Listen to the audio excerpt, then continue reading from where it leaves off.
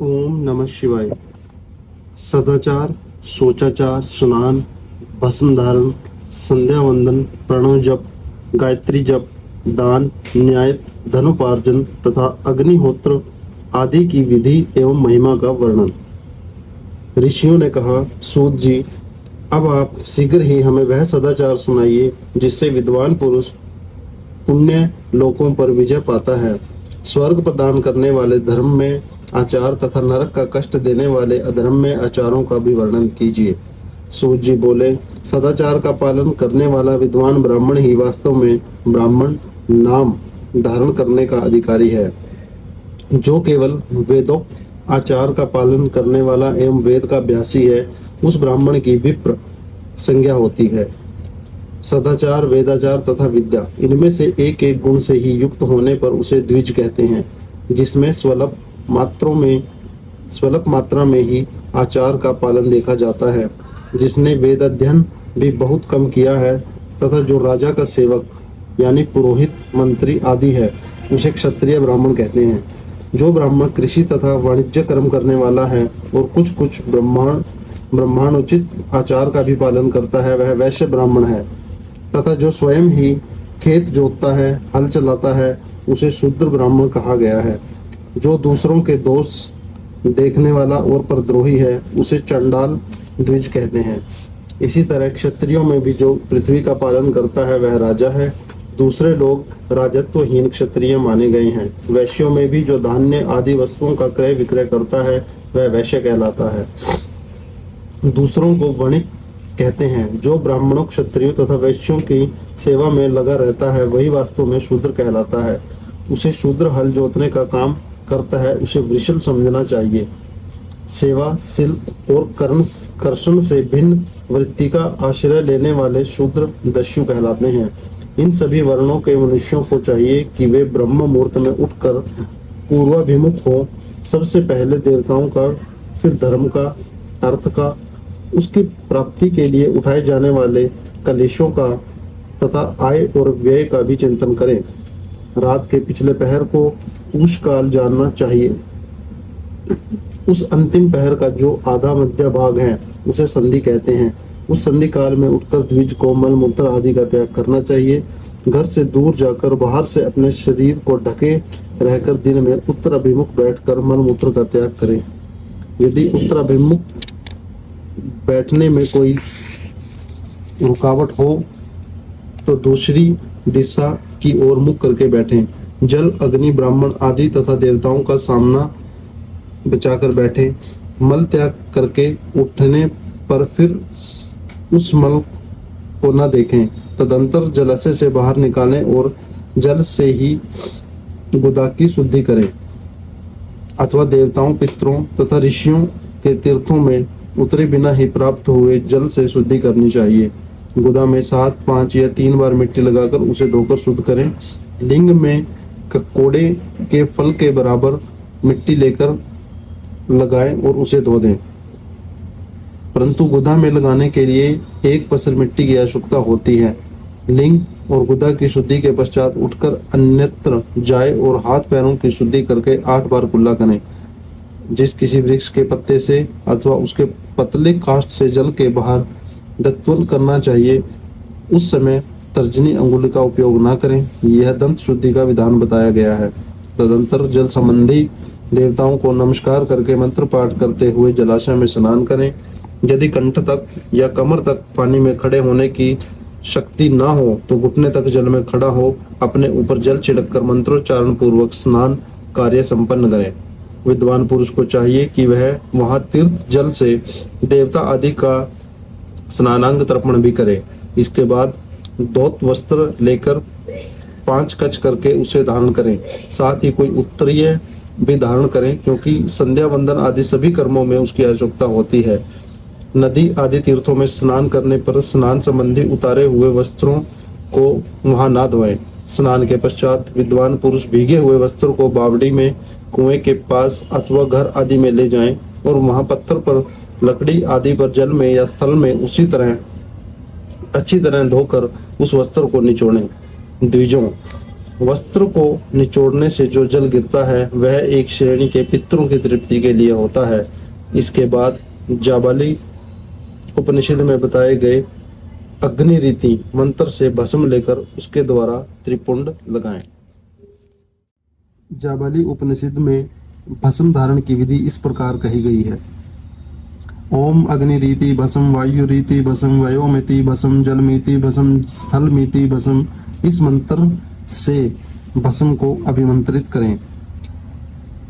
मां नस्तोके तन्य मां न आयुषी मां नो गोषु मां नो अश्वेषु रीरिष मां नो वीरान रुद्र भामिनो वधि हरि वृष्मंतः सदमित्वा हवामहे।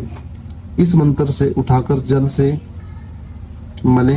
तत्पश्चात त्रयाशुम जमदग्ने कश्यपश्चे त्रयाशुम यद्य देवेषु त्रयांशु तन्नोस्तु त्रयाशुम इत्यादि मंत्र से मस्तक, ललाट, वक्षस्थल और कंधों पर त्रिपुंड करें। त्रयाशुम जमदग्ने कश्यपश्चे त्रयाशुम यद्वेदेषु त्रयायुषम तनोस्तुम त्रयायुषम तथा त्र्यंबकम यजामहे सुगंधिम पुष्टिवर्धनम उर्वाह रुक्मी बंधनान मृत्युर्मुक्षीम अमृतात्। इन दोनों मंत्रों को 3-3 बार पढ़ते हुए 3 रेखाएं खींचे। इस विधि का पालन ना किया जाए, इसके पूर्व ही यदि जल में भस्म गिर जाए तो गिराने वाला नरक में जाता है। आपो ही ष्ठाम इत्यादि मंत्र से पाप शांति के लिए सिर पर जल छिड़के तथा जस्य क्षाय इस मंत्र को पढ़कर पैर पर जल छिड़के। इसे संधि प्रोक्षण कहते हैं। आपो ही ष्ठाम इत्यादि मंत्र में 3 ऋचाएं हैं और प्रत्येक ऋचा में गायत्री छंद के 3-3 चरण हैं।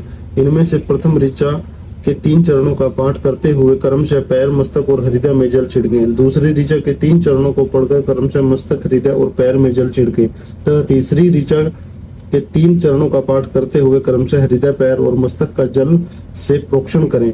इसे विद्वान पुरुष मंत्र स्नान मानते हैं। किसी अपवित्र वस्तु से किंचित स्पर्श हो जाने पर, अपना स्वास्थ्य ठीक न रहने पर, राजा और राष्ट्र भय उपस्थित होने पर तथा यात्रा काल में जल की उपलब्धि न होने की व्यवस्था आ जाने पर मंत्र स्नान करना चाहिए। प्रातःकाल सूर्यश्च मां मन्युश्च इत्यादि सूर्यानुवाक से तथा सायंकाल अग्निश मां मन्युश्च इत्यादि अग्नि संबंधी अनुवाक से जल का आचमन करके पुण्य जल से अपने अंगों का प्रोक्षण करें। मध्याह्न काल में भी आप पुनंतु इस मंत्र से आचमन करके पूर्ववर्त प्रोक्षण या मार्जन करना चाहिए। प्रातःकाल संध्योपासना में गायत्री मंत्र का जप करके 3 बार ऊपर की ओर सूर्य देव को अर्घ्य देने चाहिए। ब्राह्मणों मध्याह्न काल में गायत्री मंत्र के उच्चारण पूर्वक सूर्य को एक ही अर्घ्य देना चाहिए। फिर सायंकाल आने पर पश्चिम की ओर मुख करके बैठ जाएं और पृथ्वी पर ही सूर्य के लिए अर्घ्य दें। प्रातःकाल और मध्याह्न के समय अंजलि में अर्घ्य जल लेकर अंगुलियों की ओर से सूर्य देव के लिए अर्घ्य दें। फिर अंगुलियों के छिद्र से ढलते हुए सूर्य को देखें तथा उनके लिए स्वतः प्रदक्षिणा करके शुद्ध आचमन करें। सायंकाल में सूर्यास्त से 2 घड़ी पहले की हुई संध्या निष्फल होती है, क्योंकि वह साय संध्या का समय नहीं है। ठीक समय पर संध्या करनी चाहिए, ऐसी शास्त्र की आज्ञा है। यदि संध्योपासना किए बिना दिन बीत जाए तो प्रत्येक समय के लिए कर्म से प्रायश्चित करना चाहिए। यदि एक दिन बीते तो प्रत्येक बीते हुए संध्या काल के लिए नित्य नियम के अतिरिक्त 100 गायत्री मंत्र का अधिक जप करें। यदि नित्य कर्म से लुप्त हुए 10 दिन से अधिक बीत जाएं तो उसके प्रायश्चित के रूप में 1 लाख गायत्री मंत्र का जप करना चाहिए। यदि 1 मास तक नित्य कर्म छूट जाए तो पुनः अपना उपनयन संस्कार कराएं। अर्थ सिद्धि के लिए ईश, गौरी, कार्तिकेय, विष्णु, ब्रह्मा, चंद्रमा और यम का तथा इसके ही ऐसे ही अन्य देवताओं का भी शुद्ध जल से तर्पण करें। फिर तर्पण कर्म को ब्रह्मार्पण करके शुद्ध आचमन करें। तीर्थ के दक्षिण प्रशस्त मठ में, मंत्रालय में, देवालय में, घर में अथवा अन्य किसी नियत स्थान में आसन पर स्थिरता पूर्वक बैठकर विद्वान पुरुष अपनी बुद्धि को स्थिर करे और समर्पण देवताओं को नमस्कार करके पहले प्रणव का जप करने के पश्चात गायत्री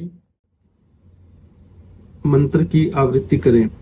प्रणव, अ, उ और म इन तीनों अक्षरों से जीव और ब्रह्मा की एकता का प्रतिपादन होता है।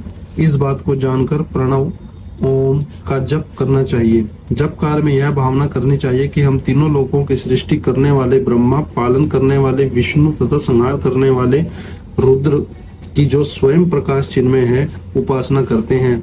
यह ब्रह्म स्वरूप ओंकार हमारी कर्मेंद्रियों और ज्ञानेंद्रियों वृत्तियों को, मन की वृत्तियों को तथा बुद्धि वृत्तियों को सदा भोग और मोक्ष प्रदान करने वाले धर्म एवं ज्ञान की ओर प्रेरित करे। प्रणव के इस अर्थ का बुद्धि के द्वारा चिंतन करता हुआ जो इसका जप करता है वह निश्चय ही ब्रह्मा को प्राप्त कर लेता है। अथवा अर्थानुसंधान के बिना भी प्रणव का नित्य जप करना चाहिए। इससे ब्राह्मण तत्व की पूर्ति होती है।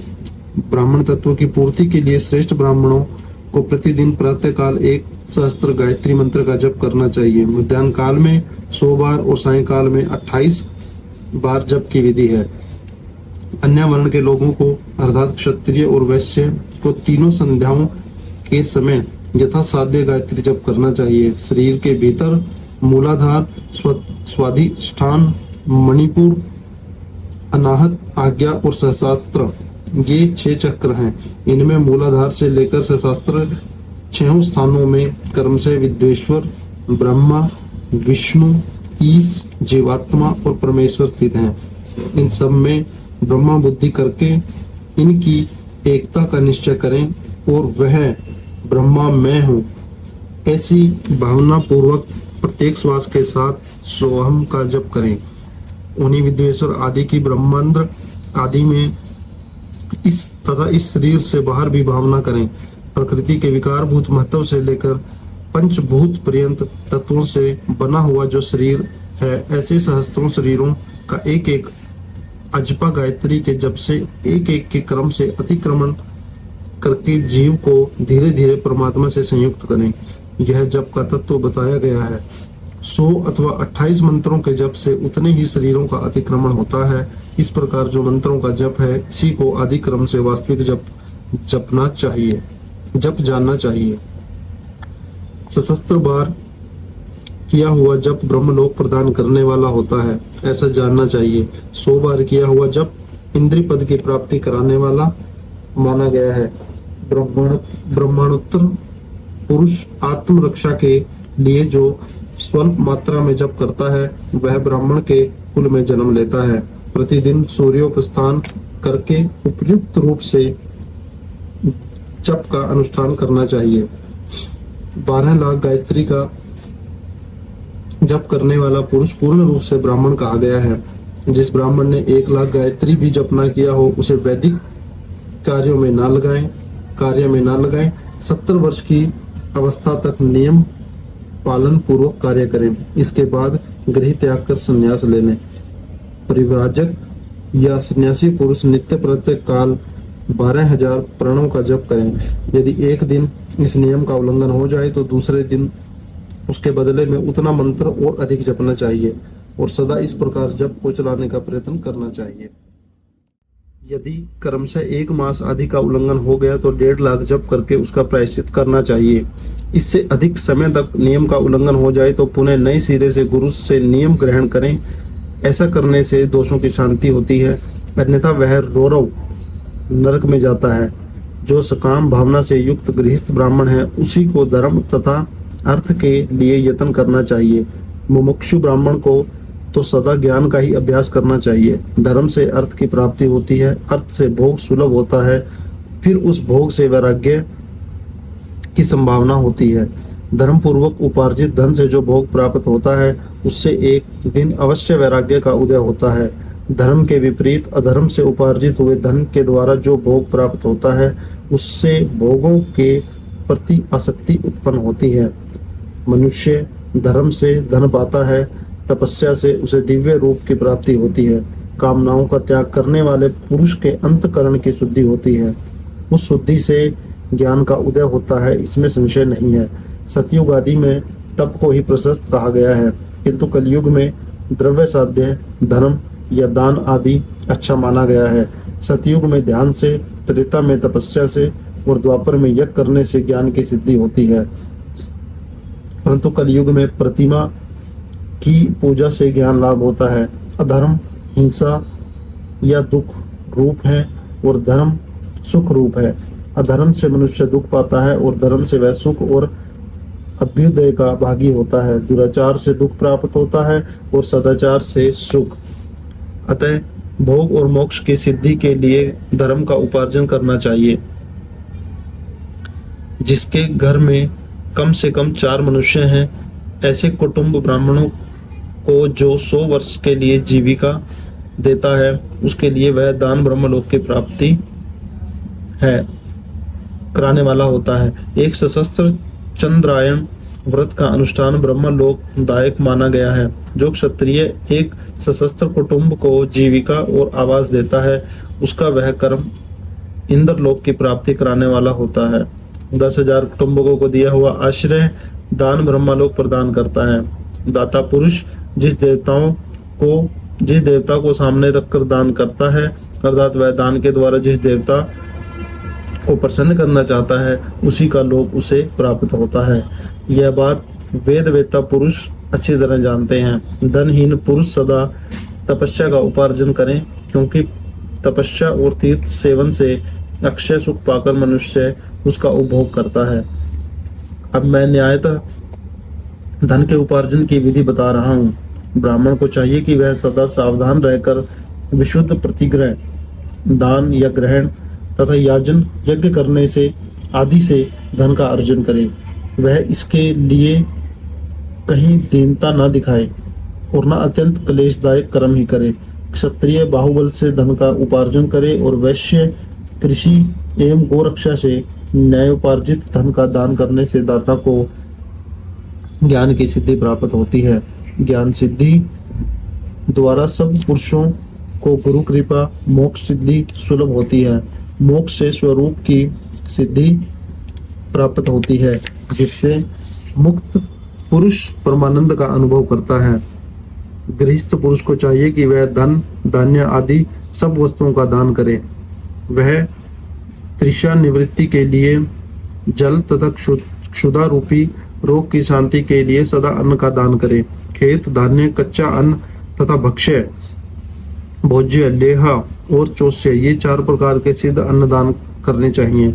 जिसके अन्न को खाकर मनुष्य जब तक कथा श्रवण आदि सद्धर्म का पालन करता है, उतने समय तक उसके लिए वह पुण्य फल का आधा भाग दाता को मिल जाता है, इसमें संशय नहीं है। दान लेने वाला पुरुष दान में प्राप्त हुई वस्तु का दान तथा तपस्या करके अपने प्रतिग्रह जनित पाप की शुद्धि कर ले, अन्यथा उसे रौरव नरक में गिरना पड़ता है। अपने धन के 3 भाग करें, एक भाग धर्म के लिए, दूसरा भाग वृद्धि के लिए तथा तीसरा भाग अपने उपभोग के लिए। नित्य, नैमित्तिक और काम्य, ये तीनों प्रकार के कर्म धर्मार्थ रखे हुए धन से करें। साधक को चाहिए कि वह वृद्धि के लिए रखे हुए धन से ऐसा व्यापार करे जिससे उस धन की वृद्धि हो तथा उपभोग के लिए रक्षित धन से हितकारक परिमित एवं पवित्र भोग भोगे। खेती से पैदा हुए धन का 10वां अंश दान करें, इससे पाप की शुद्धि होती है। शेष धन से धर्म वृद्धि एवं उपभोग करें, अन्यथा वह रौरव नरक में पड़ता है, अथवा उसकी बुद्धि पाप पूर्ण हो जाती है या खेती ही चौपट हो जाती है। वृद्धि के लिए किए गए व्यापार में प्राप्त हुए धन का 6वां भाग दान करें, दान कर देने योग्य है। बुद्धिमान पुरुष अवश्य उसका दान कर दे। विद्वान को चाहिए कि वह दूसरों के दोषों का बखान न करे। ब्राह्मणों दोषवश दूसरों के सुने या देखे हुए छिद्र को भी प्रकट न करें। विद्वान पुरुष ऐसी बात न कहें जो समस्त प्राणियों के हृदय में रोष पैदा करने वाली हो। ऐश्वर्य की सिद्धि के लिए दोनों संध्याओं के समय अग्निहोत्र क्रम अवश्य करें। जो दोनों समय अग्निहोत्र करने में असमर्थ हो, वह एक ही समय सूर्य और अग्नि को विधि पूर्वक दी हुई आहुति से संतुष्ट करे। चावल, धान्य, घी, फल, कंद तथा हविष्य, इनके द्वारा विधि पूर्वक थाली पाक बनाए तथा यथोचित रीति से सूर्य और अग्नि को अर्पित करे। यदि हविष्य का अभाव हो तो प्रधान हो मात्र करें। सदा सुरक्षित रहने वाली अग्नि को विद्वान पुरुष अंजस्त्र की संज्ञा देते हैं, अथवा संध्या काल में जप मात्र या सूर्य की वंदना मात्र कर लें। आत्मज्ञान की इच्छा वाले तथा धनार्थी पुरुषों को भी इस प्रकार विधिवत उपासना करनी चाहिए। जो सदा ब्रह्म यज्ञ में तत्पर होते हैं, देवताओं की पूजा में लगे रहते हैं, नित्य अग्नि पूजा एवं गुरु पूजा में अनुरक्त होते हैं तथा ब्राह्मणों को तृप्त किया करते हैं, वे सब लोग स्वर्ग लोक के भागी होते हैं। ओम नमः शिवाय।